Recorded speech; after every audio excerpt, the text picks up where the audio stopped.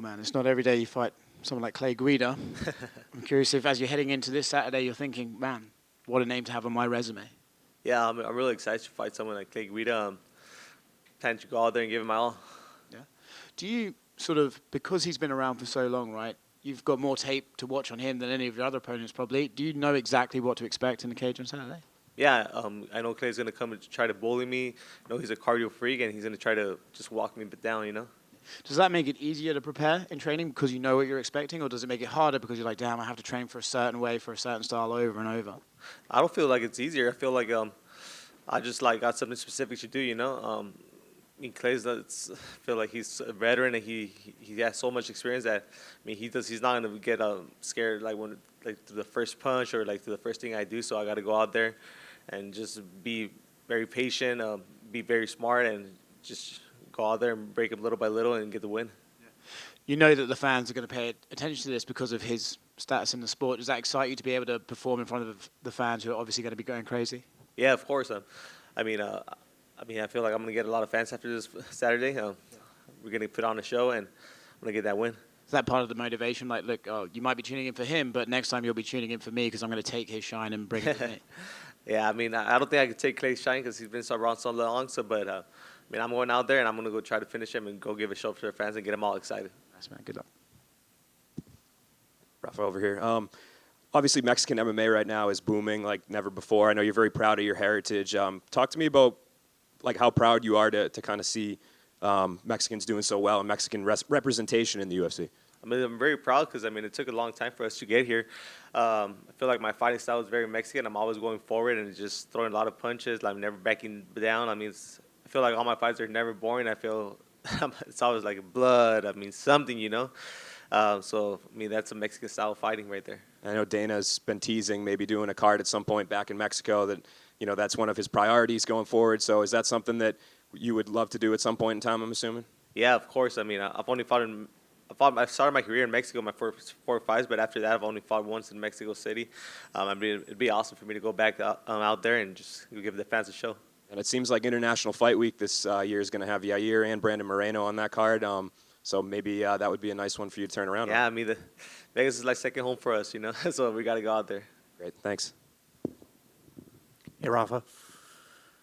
There was a lot of hype on you coming from Combate. Do you feel like you're finally getting the respect that that you deserve? Obviously you didn't start so hot in the UFC, but now you finally found your footing, and I don't know. Do you feel like you're finally getting the respect you're getting?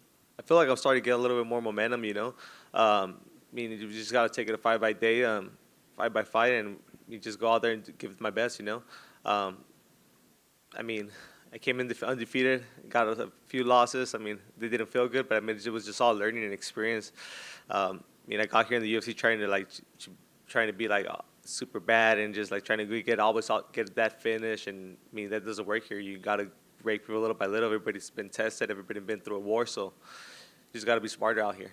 Was it true that it was Cub Swanson? What was the one that to tell you you finally got to the UFC, and then you were trying to bring your style that you came in, and he was the one that told you stop and kind of chill out? Yeah, he told me because I felt like when I fought Nazareth, I came out super hard in the first and second round. Then I started gassing out. When I fought Marker, I did the same thing. I was always hurting people, but I was starting to slow down by the end of the round. He was like, "Look, dude, you can hit people so hard, but you gotta that they don't go down by the first punch. You gotta calm down, be smarter, piece them up, little by little, because they don't fall for the first punch. Everybody's been tested. Everybody's been through a war.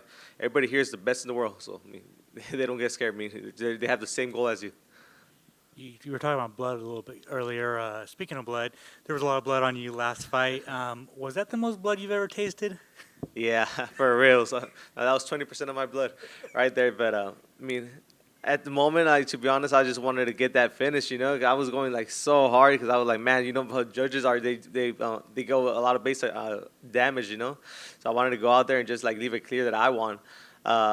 It was a hard fight. And then finally, did you do half your camp in Colorado, half your camp in California? Yeah, no, I always do most of my camping in Denver. I just do the last 2 weeks with Cup out there in California just to go review over the game plan and just like work the specific things that he wants me to do.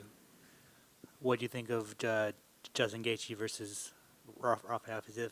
Man, Gaethje is awesome. He's just a badass. I mean, there's the way he fights is just like I'm always excited.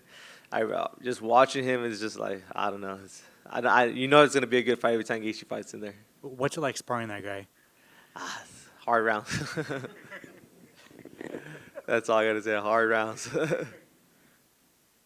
Rafa, en español, si puedes. Sí, sí. Van a ser, comparado a tu primera pelea, va a ser un rival tal vez con más experiencia. ¿Qué tan diferente fue la preparación para esta pelea? How different was the preparation from your previous fight to this one?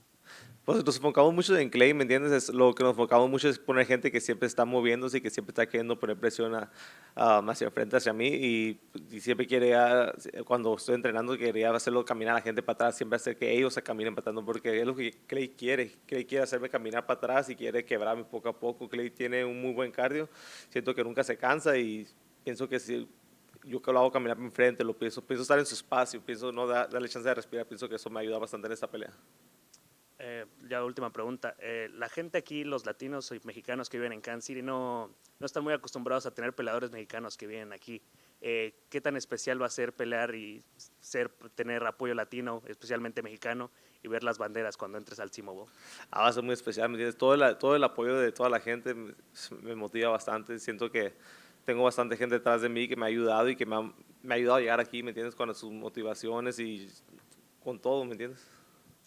Ya habías respondido un poco de esto, pero ¿cómo ves el momento de los peleadores mexicanos en el UFC?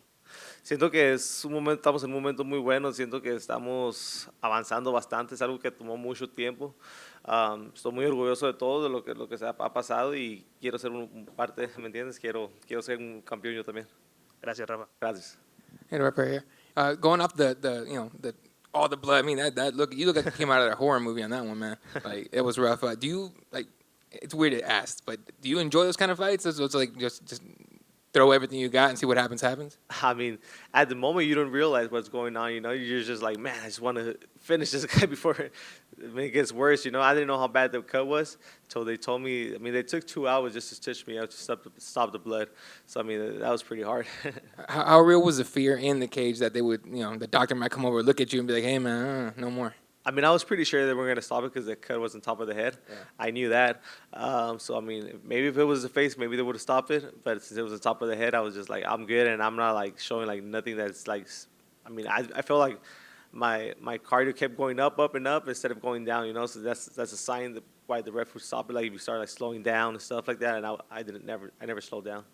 Taking on an MMA legend like Clay Guida, what would a win like that, what would it mean for your resume? I mean, it mean a lot, you know. He's a Hall of Famer. I mean, I have a lot of respect for Clay Guida, but, I mean, I feel like the biggest respect I can show Clay Guida is going out there and giving him my best and giving him the best version of myself. All right, appreciate you, man. Good luck. Thank you.